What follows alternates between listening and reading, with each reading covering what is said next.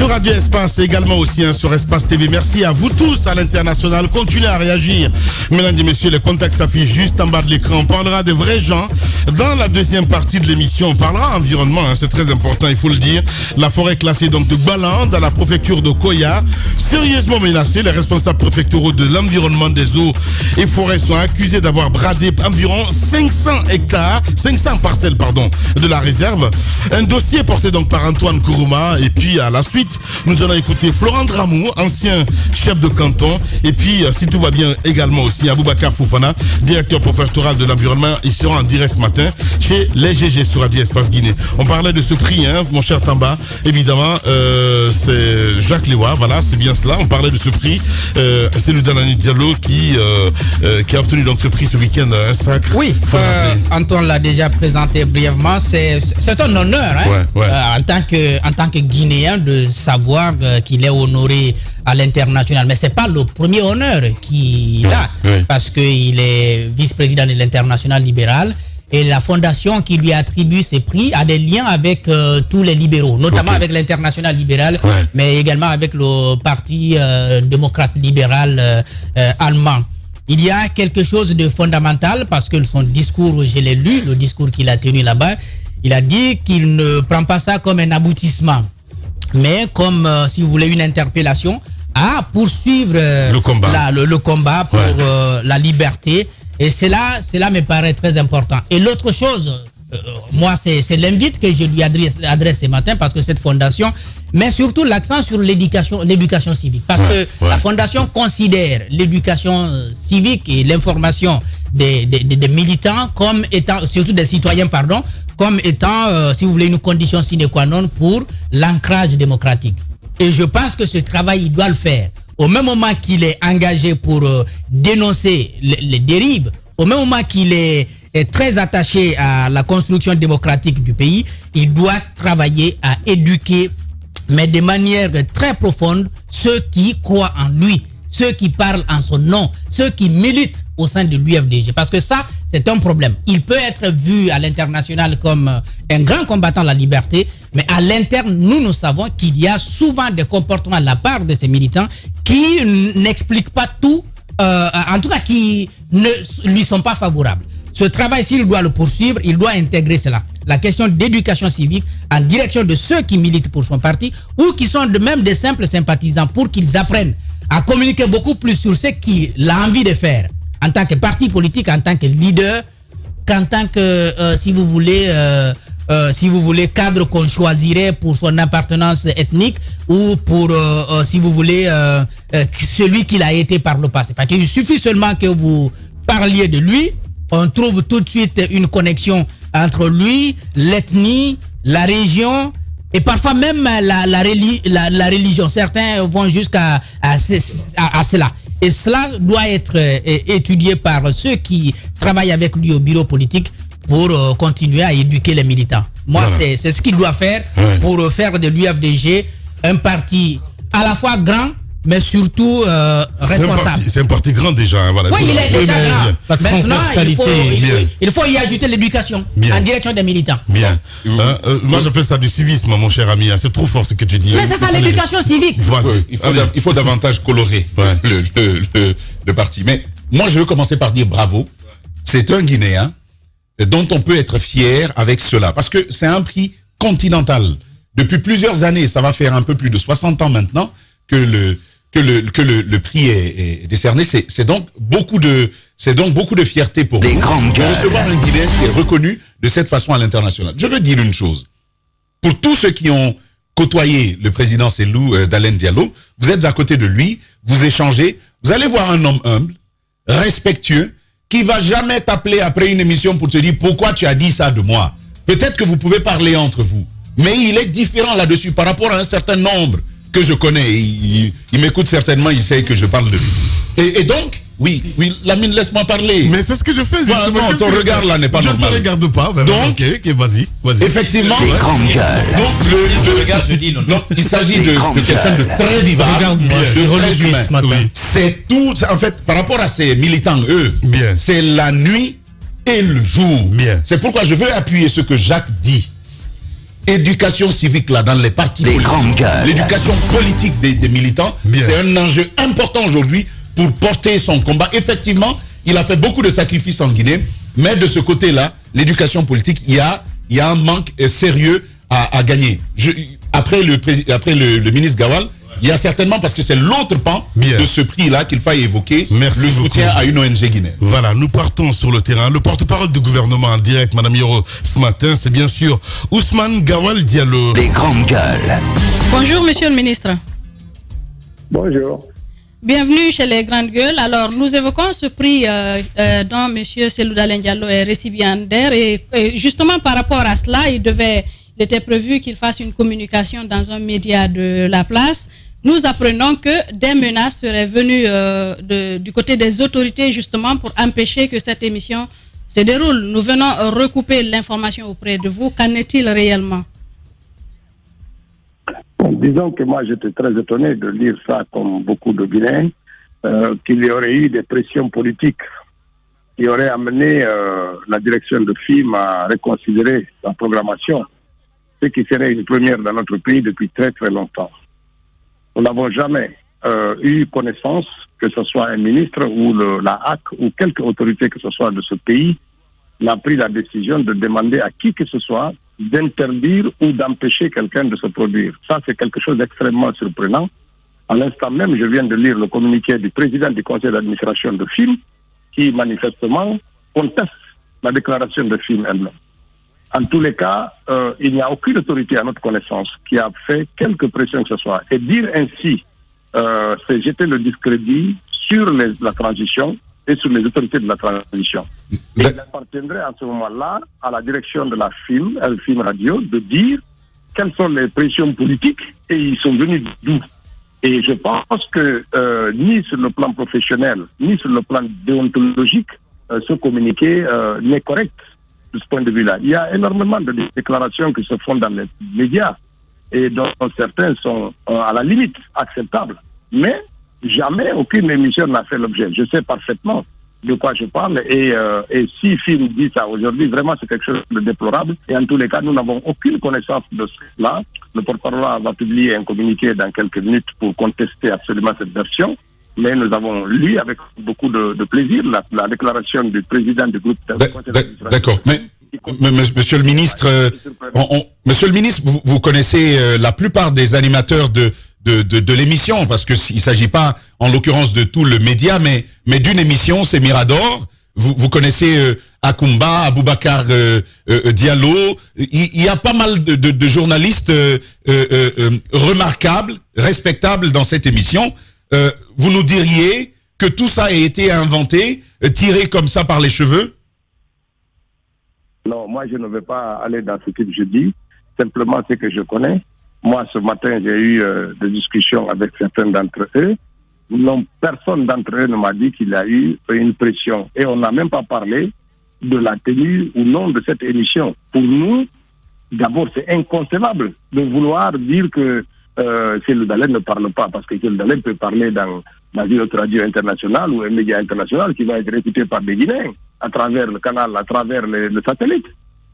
Quel est l'intérêt de dire en ce moment-là qu'il ne parle pas sur film? Ça, c'est à film de dire qui est la pression politique qui l'a empêché de produire son émission.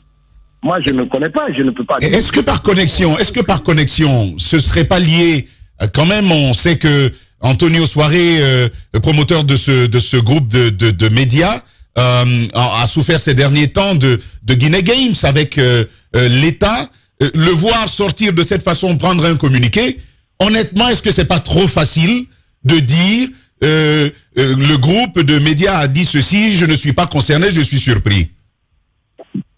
Non, c'est pas ça. Je dis simplement il faut qu'on soit conséquent. Je pense que si film devait aller jusqu'au bout, c'est à film d'apporter les origines de ces pressions politiques. C'est pas à moi, je ne connais pas. Je dis simplement que nous n'avons aucune connaissance. Et moi, j'ai pris la peine d'appeler toutes les personnes, le ministère de l'Information, de la HAC, du ministère de la Justice, et ça ne vient pas du porte-parole, et du secrétaire général du gouvernement, et de tout le monde, pour savoir est-ce qu'il y a eu un échange entre eux et le conseil d'administration ou de quelque nature que ce soit avec le film par rapport à cette émission. La réponse est négative. Personne n'a parlé avec eux par rapport à ça. Et s'il me dit qu'il a reçu des pressions politiques, je pense qu'à un moment donné, il faut être responsable. Moi, je ne sais pas ce qui s'est passé, mais très sincèrement, si moi je devais subir une pression au point de ne pas faire mon travail, je préfère ne rien dire. Si je n'ose pas dire qui m'a fait la pression, je préfère en ce moment-là ne rien dire parce que vous jetez le discrédit et vous alimentez la crise pour rien du tout. C'est-à-dire que s'ils sont capables de dire qu'ils ont reçu des pressions politiques, ils doivent être capables de dire des pressions politiques venues de qui? S'ils ne sont pas capables de dire ça, ce n'est pas la peine de dire des pressions politiques parce qu'en ce moment-là, vous jetez le discrédit sur tout le monde.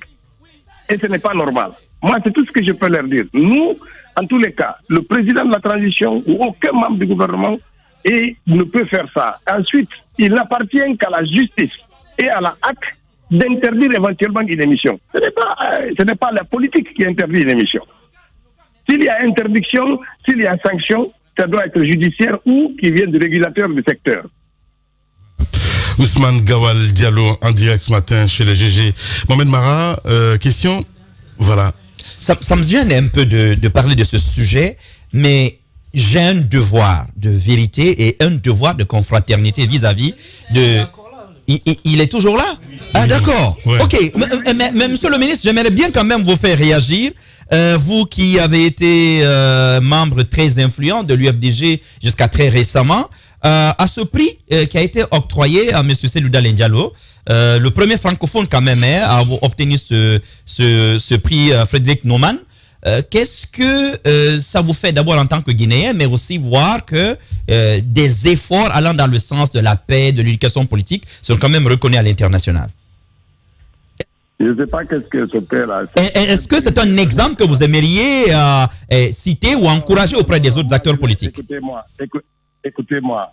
Moi, quand je suis démocrate, je ne prends pas de décision qui violent les textes que je gouverne. Quand je prends les décisions qui violent les textes qui gouvernent l'institution que je gère, ou quand j'ai des difficultés à faire des compromis, alors il faut se questionner sur la nature de sa démocratie, de son caractère démocrate même. Le démocrate, c'est celui qui fait l'effort de respecter les textes et qui fait l'effort de trouver des compromis quand il y a des difficultés. C'est cela la démocratie. Et c'est le seul commentaire que j'ai à faire par rapport à ça. Pour le reste, ça ne m'intéresse pas. Vous estimez donc que ce prix a été accordé sans trop de recherche? Moi, je ne sais pas. Je dis simplement que lorsqu'on est démocrate, on fait l'effort de respecter les textes qu'on gouverne. Et ensuite, on recherche constamment le compromis. C'est ça la démocratie, c'est cela le bon démocrate, et c'est cela le démocrate. Et c'est ce qui a caractérisé, ce qui nous ont inspiré. Vous prenez Mandela, c'est quelqu'un qui a toujours recherché le compromis, y compris avec ses anciens bourreaux.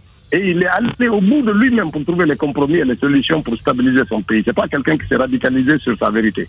Et donc, pour vous, Cellou Dalein Diallo ne mérite tout simplement pas ce prix. C'est un radical, là, si je vous écoute. Vous parlez de radicalisation. Je dis simplement ce que je dis. Moi, j'ai été clair dans mon propos et je ne veux pas ajouter une autre parole là-dessus. Non, vous dites que vous préférez quelqu'un qui ne se radicalise pas sur ses positions. Non, je ne sais pas que je préfère ou pas. Je dis le démocrate, c'est celui qui recherche des compromis. Bien. On vous attend. D'accord. Allez, on vous attend en studio, comme c'était prévu mercredi donc. Merci beaucoup. Merci beaucoup. Voilà, Ousmane Gawal Diallo, le porte-parole du gouvernement. Merci à vous qui nous rejoignez sur Suite FM Guinée 99.1 ici à Conakry. L'émission continue, évidemment, mon cher Mara. On a écouté Ousmane Gawal Diallo à l'instant, avant d'aborder l'autre sujet qui parle d'environnement.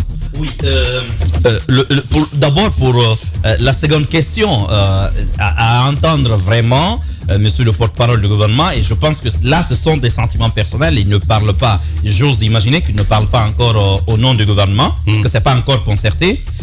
Mais lui qui a côtoyé l'homme estime que c'est un homme qui est à cran sur ses vérités, qui ne fait pas de concessions, qui se radicalise et qui ne respecte pas, à l'entendre, les propres textes qui gouvernent son parti politique, à plus forte raison les textes du pays. Je crois quand même que c'est une charge assez lourde.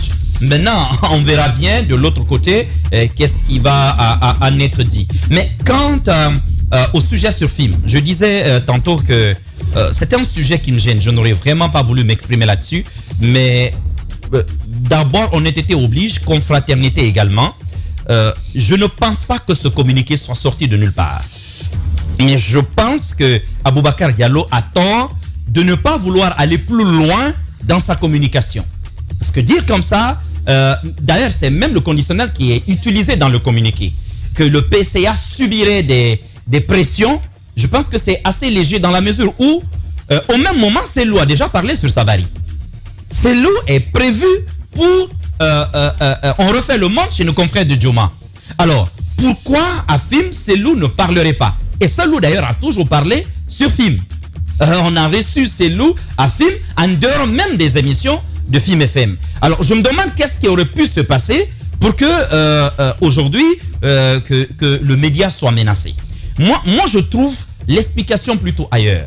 La précipitation de M. Antonio Soiré, à mon avis, à faire ce communiqué, pour moi, ne le dédouane pas. Je pense que c'est trop facile. Je me rappelle par exemple de la journée du 5 septembre l'année dernière, le jour du coup d'État. Mais les journalistes étaient prêts à travailler. Tout le monde s'était transporté à la radio dès les premières heures du jour. C'était un dimanche, mais on n'a pas eu besoin de dire à quelqu'un, venez. Les chroniqueurs, ils sont allés directement. Même moi, personnellement, qui ai l'habitude d'être les dimanches à l'église, ce jour-là, je n'y ai pas été. Je m'apprêtais à descendre sur la radio quand j'ai appelé mon ancien directeur général qui me dit non, ce n'est pas la peine de venir. Mais la raison, c'était quoi? C'était le même Antonio Soiré qui s'était quand même mis tout seul la pression. Et c'est cela. Et personnellement, ça me révolte. Excusez-moi, j'ai été syndicaliste dans les médias longtemps. Je suis journaliste et j'ai parfois du mal à sortir de cette peau. Je n'accepte pas qu'on fasse cela à des journalistes. Parce qu'aujourd'hui, on les amène à se dédire quasiment. D'abord, on les dément avec violence dans les médias et on les amène à se dédire. Je ne crois pas. Personnellement, c'est quelqu'un qui a l'habitude de reculer. Et vous savez, c'est un homme qui a toute une armée. Vous allez voir dans la journée, vous verrez sur les réseaux sociaux, les influenceurs et tout.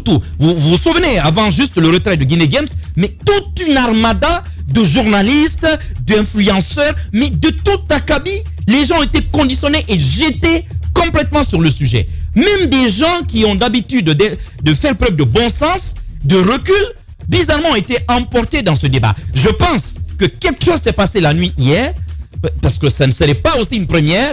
L'année dernière déjà, il avait été intimidé, même à domicile. On a retiré sa garde. Il y a eu une descente musclée des services de sécurité. C'est encore arrivé. Rappelez-vous, il y a quelques semaines où, pendant les vacances, je crois, même au stade au stade de Général Lansana Conté, où encore des services de sécurité sont allés en grand nombre. Après, c'était pour dire non, on devait se regrouper quelque part pour discuter des stratégies avant d'aller sur le terrain.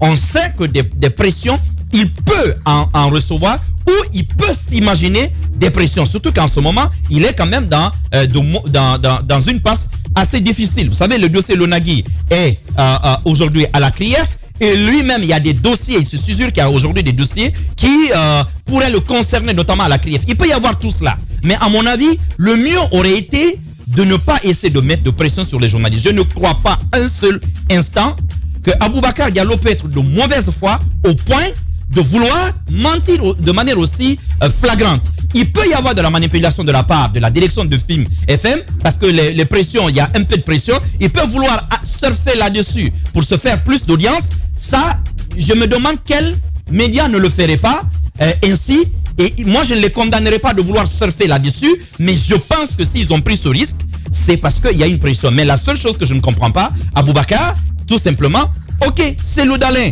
Son passage aurait posé un problème, mais tu as une audience, tu as un public à servir. Bon sang de Dieu, il y a tellement de contenu et même le contenu sur Cellou aurait pu passer sans Cellou dans les dialogues si c'était le cas. Et puis à mon avis, Cellou aurait lui d'ailleurs mieux fait de communiquer en ce moment-là si les journalistes lui ont dit on a été interdit que vous passiez chez nous. La direction de l'UFDG l'aurait fait, mais le communiqué, il est très maladroitement rédigé et à mon avis, leur PDG cherche simplement, ou plutôt le PCA cherche à se tirer les marrons du feu, mais à mon avis, ça sent tout cru du Antonio Soiré qui recule toujours quand c'est très chaud. Bien. Vous restez avec... Oui, allez-y, quelques secondes. Oui, quelques secondes, d'accord. Je voulais commencer par préciser que que c'est monnaie courante, hein, les pressions pour des émissions politiques, c'est monnaie courante. Ouais. Et pour quelqu'un qui sort des grandes gueules, c'est quand même incompréhensible qu'on ait fermé Mirador pour une journée. Pour quelqu'un qui sort des grandes gueules, il sait qu'on subit des pressions de toutes sortes. Vous vous souvenez de nous? Jusqu'au moment où on vous dit aucun ministre, tu vas là-bas, au sortir, on t'appelle. Pourquoi tu es allé là-bas? Certains ministres ont même été engueulés en conseil de ministres parce qu'ils ont accepté de passer chez nous ici. Donc, aucune pression politique ne peut faire reculer un média, à plus forte raison une émission qui est attendue de ce point de vue. Moi, je dis oui, pression, je suis bien d'accord avec Mohamed Mara. Aboubacar va pas sortir ça de cette façon. Mais la deuxième chose que je veux relever, il y a eu un gros faux pas. Un premier faux pas. Au-delà de la façon simpliste, hein, banale par laquelle le communiqué a été rédigé, en tout cas moi je ne l'aurais pas rédigé de cette façon-là. Au-delà de cela, moi je pose la question, mais à qui ça sert? Quand tu écris comme ça, sachant que, et ça tu le dis très bien, le PCA, qui est quand même aussi actionnaire majoritaire du groupe, a de véritables soucis aujourd'hui avec la justice guinéenne, ça lui dessert forcément, ça dessert sa cause. Et je pense qu'Aboubacar Diallo n'a pas servi Antonio Souaré en prenant ce communiqué-là. Ça aurait pu être un problème technique. Par exemple, c'est la mieux. On aurait pu invoquer un problème technique. Voilà. Ou même avoir une émission tout simplement. Absolument, avec un autre contenu. Je dis que c'est un faux pas. Un deuxième faux pas, c'est le communiqué de Antonio Souaré qui n'est pas normal non plus. Parce que vous voyez, violent, ça fait les surpris, mais tout le monde sait, ça là, ils n'ont pas pu inventer ça. Tu ne peux pas décider de faire porter le chapeau à de pauvres journalistes, à celui qui te paye, simplement pour se faire un audimat. C'est pas possible. Et donc je dis encore une fois, Antonio Souaré s'y est très très mal pris en faisant ce truc-là. Et moi je termine. Pourquoi l'État aurait intérêt aujourd'hui à interdire la prise de parole de Cellou Dalein Diallo? Déjà, qu'il le lui concède à Sabari, qu'il le lui concède à Djoma. Pourquoi le lui interdire à FIM? À FIM, il y a quand même une certaine connotation aujourd'hui, le média rebelle, ainsi de suite, tout ce que vous savez.